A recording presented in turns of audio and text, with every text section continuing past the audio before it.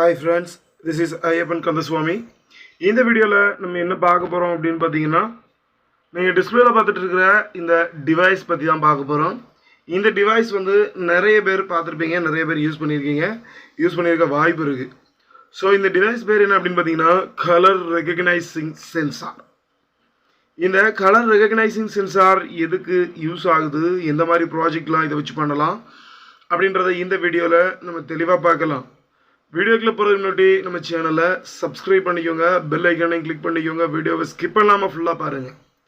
இந்த colour recognising sensor அப்படின்றது கலரை மென்ஷன் பண்ணி டிடெக்ட் பண்ணி, அதாவது கலரை டிடெக்ட் பண்ணி சென்சிங் பண்ணி, அதாவது ஆக்டிவேட் பண்ணக்கூடிய ஒரு சென்சார்.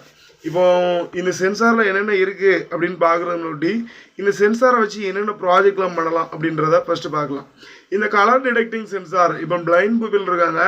இந்த பிளைண்ட் பீப்புளுக்கு வந்து 500 ரூபாய் நோட்டு, 50 ரூபாய் நோட்டு, அப்புறம் வந்து 20 ரூபா, அப்புறம் 10 ரூபா, அப்புறம் 2000 ரூபாய் வந்து இப்போ பேன் பண்ணிட்டாங்க. ஸோ அது தேவையில்ல.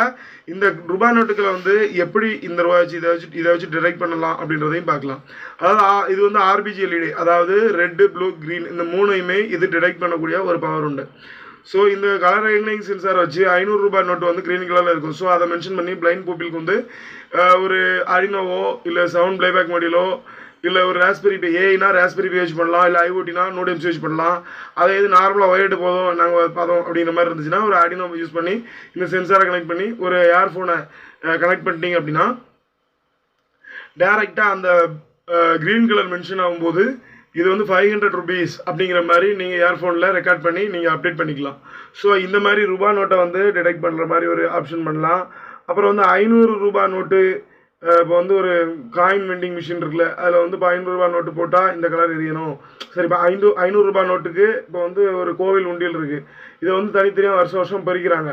ஸோ இந்த மாதிரி பிரிக்காமல் இருக்கணும் அப்படின்னா என்ன பண்ணுறது அப்படின்னு பார்த்தீங்கன்னா, இந்த சென்சாரை வச்சிங்க அப்படின்னா 500 ரூபாய் நோட்டு போடும்போது ஒரு சைடில் விழும், அதுக்கப்புறம் 200 ரூபாய் நோட்டுக்கு ஒரு இது, 50 ரூபாய் நோட்டு, 100 ரூபாய் நோட்டு, அந்த மாதிரி ஒன்றுக்கும் அது ஒவ்வொரு சென்சாரை ஆக்டிவேட் பண்ணி அதுக்கு தக்கன ஒரு சர்வோ மோட்டர் நம்ம கனெக்ட் பண்ணி ஒவ்வொன்றும் தனித்தனியாக விழுற மாதிரி நம்ம செட்டப் பண்ணலாம்.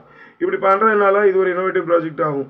அப்புறம் வந்து இதை கலர் டிடெக்ட் பண்ணலாம். வேறு இந்த வச்சு வேறு எதுவும் ப்ராஜெக்ட் பண்ணுறதுக்கு வாய்ப்புகள் இல்லை.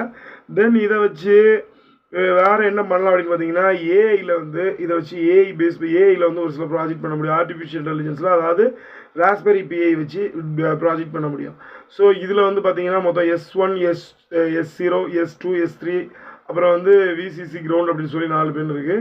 இந்த 4 பின், 2 செல்லையுமே 4 பின் இருக்குது. இந்த 4 பின்னில் நமக்கு வந்து எந்தெந்த எல்இடி ஆக்டிவேட் ஆகணும் அப்படின்றத நம்ம மென்ஷன் பண்ணி கோடிங்கில் அப்டேட் பண்ணோம்னா அதுக்கு தக்கன அப்டேட் ஆகும்.